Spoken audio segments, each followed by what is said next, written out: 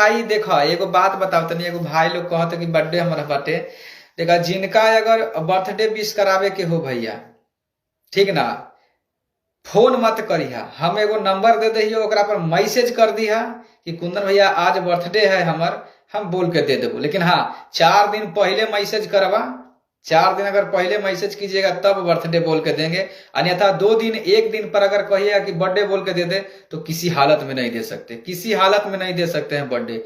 आपको अगर बर्थडे है तो 4 दिन पहले मुझे कहिए, मैं बोल के जरूर दे दूंगा। क्योंकि भाई कौन कहाँ व्यस्त रहता है इसका कोई गारंटी नहीं है, और मैं हमेशा बिजी रहता हूँ। आज यहाँ हूँ तो कल यहाँ हूँ, परसों यहाँ हूँ।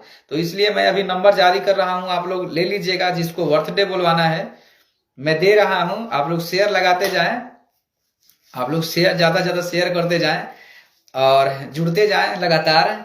और मैं नंबर दे रहा हूं, जिनको बर्थडे अगर जो जिनको लगता है कि कुंदन पासवान से बर्थडे बुलवाना है तो मेरा नंबर ले लीजिए 9801945811।